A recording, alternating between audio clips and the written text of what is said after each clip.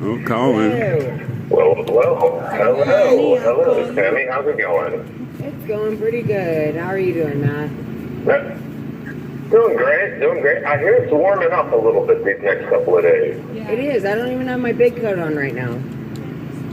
Oh, that's awesome. I still love this weather. I love being out in this weather. It doesn't get like this in Texas very much, not even in North Texas. But according to my wife, it's a bit chillier there right now than it is here in D.C., which is pretty unusual. Yeah, it's nice out here. Yeah, it's pretty nice out here tonight. Considering they were... Fluctuate between 130. The great thing about Texas, though, is no matter how hot it gets, as soon as you're in the shade, it's about 20 degrees cooler because there's no humidity. Well, I should say that about North Texas. That's not the case down in Houston. I know that for a fact. Yeah. You step outside and your glasses fog up because it's so humid. It just like really condenses on your face. Yeah. Oh man. It's like sitting out a wet blanket. Yeah. So this is my last one before tomorrow's hearing. I guess I'm looking forward to getting it over with, if anything. To see what happens. I have been told that it'll be around noonish. So I don't know. Well, I have lunch when you can watch me squirm. I tried to get my oranges, the clothes that we wear, the prison gear that we wear, kind of looking nice. No matter how hard I tried to smooth the wrinkles out of it, I mean, without an iron, it's just not happening. So. Right. I was a little disappointed after I put them underneath my mattress for a couple of days and slept on them. After smoothing them out, and they came out even more wrinkled. I don't know how that could happen. I thought I had it set up just right. But anyway, live and learn, I guess. Who's not living and learning? Well, certainly living but not learning is the Republicans. They were going to put this guy up who's a major rhino for speaker, and I don't know why they're so squeamish about putting someone who's a little bit more contentious and strong-willed in terms of advocating for conservative principles and like line items. After Nancy Pelosi, Nancy Pelosi, she was really, if there anyone, she's one of the extreme of the extreme, I think, when you think about having her in this run. She's extremist establishment, and I think the problem is that there's a lot of establishment extremists in the Republican Party as well. But I don't know where this speaker battle is going right now. I don't think they do. At this point, I don't think they do. A Democrat take over. That's what they want. Yeah, I think that is what they want. It really, yeah. It's not our deal to have to worry about. I don't understand where the backbone of the Republican Party went. They don't have they've one. Gone for a long time.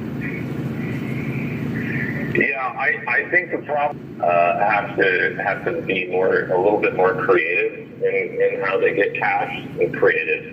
They have to be grassroots. And it's hard to be grassroots if you're not really good at connecting with people and putting your message out there. And a lot of these guys just they don't have that in them. They might be a decent legislator, but they don't have the messaging down pat. And that could also be attributed to the fact that the people who do messaging in D.C. are basically lobbyists, you know. Right. I'm pretty sure, given the fact that, Republican messaging always seems to be written by, Monsanto or Shell Oil, that it's the lobbyists from those various corporations that are providing those services as part of part of their deals for whatever laws or regulations they want or need passed. That wouldn't surprise me one bit. But it's not quality people out there. And I think, if anything, we're in an age of grassroots politics. You have to be able to speak from the heart.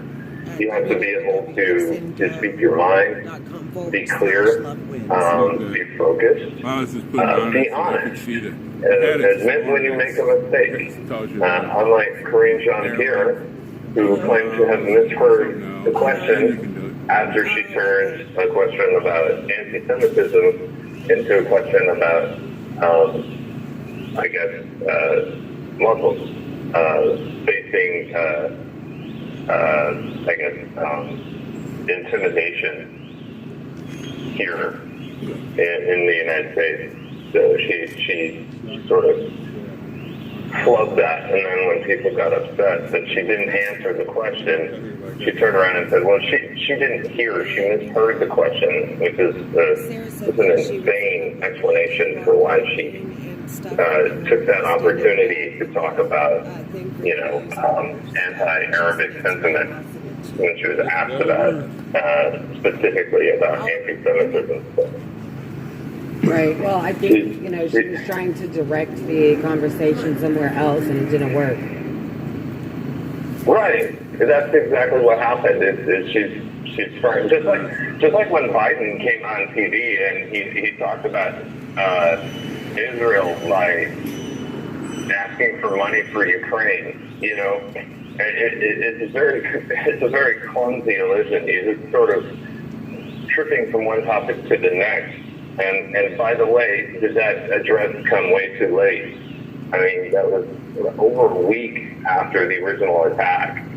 And he sort of wanders onto a set, squints, mumbles some stuff, walks off the set.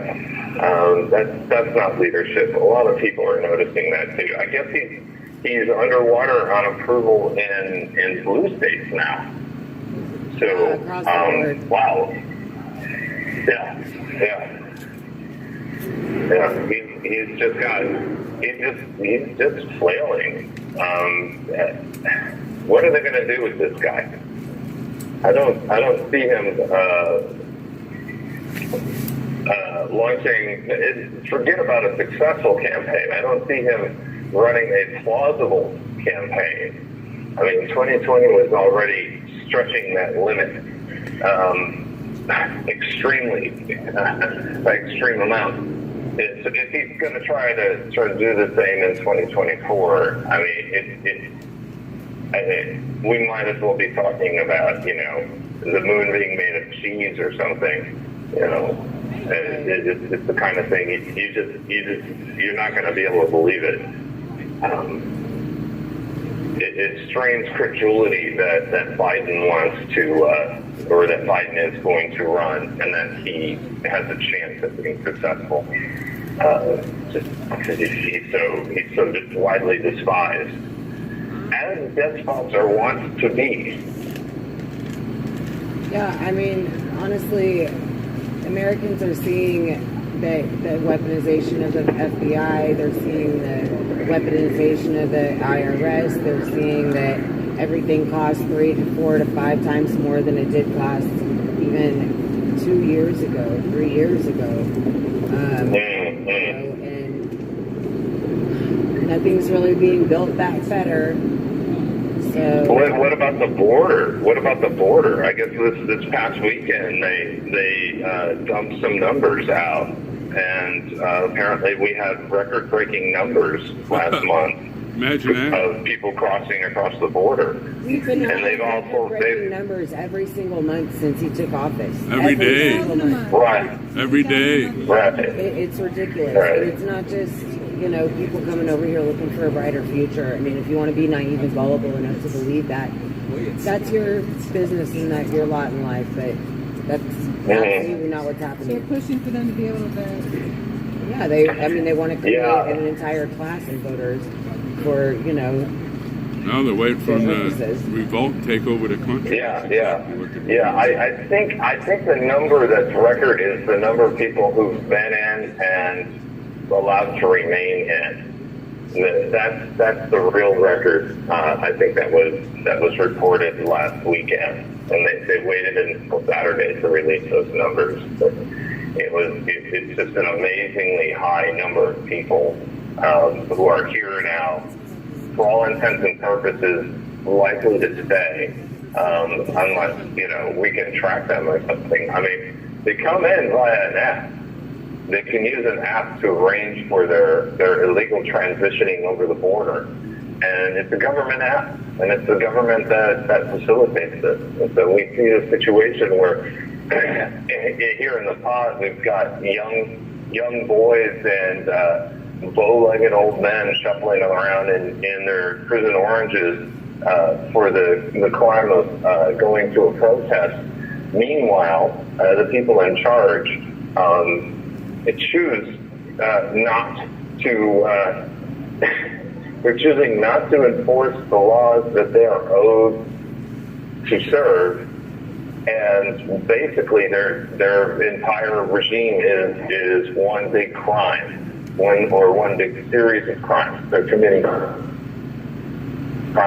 rich off of it. They're fattening on spoils. They're fine. So it's a juxtaposition that really begs for an answer, and it also begs for justice. Well, hopefully we'll see some of that justice. It would be nice if a lot more millions of Americans would wake up and start, doing what's necessary, voting these people that aren't serving our interests out of office. I don't know how some of these Congress people are staying in Congress for so long. They don't get anything done, and they don't answer to their constituents. And why are they still being voted for unopposed? Like, they run unopposed. Like, why is nobody opposing them? I think that will be one of the benefits of 2024 presidential election. People are going to be really plugged into what's going on in the country. People are really going to be looking at the record of these politicians, and some of them are going to be coming up against some primaries. I think some of them will be surprised by the results of some of these primaries, and they'll have to scramble to justify their loathsomely inadequate records in Congress. So we'll see how that goes.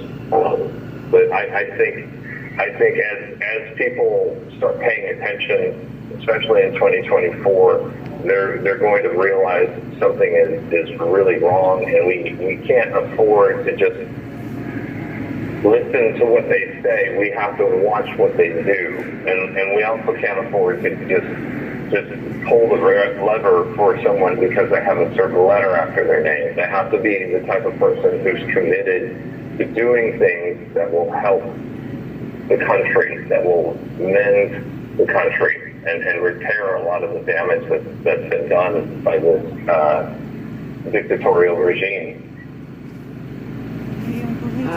I totally agree.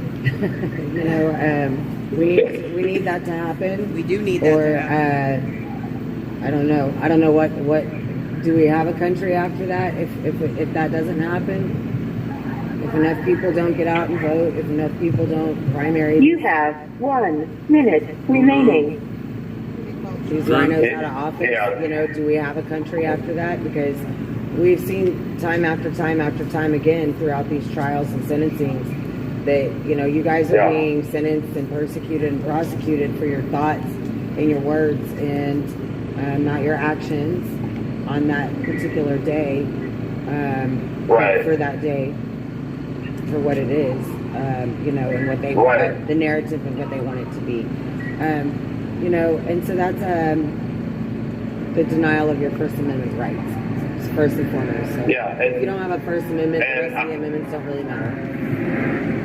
Yeah, and as one of my fellow inmates has said before, if this is how Biden reacts or manages things during his first administration, you don't want to think about what's going to happen during his second administration. If he's locking up his political supporters and, his rival political supporters by the South. I knew it was going to happen, but it was such an interesting conversation. I didn't feel like stopping it.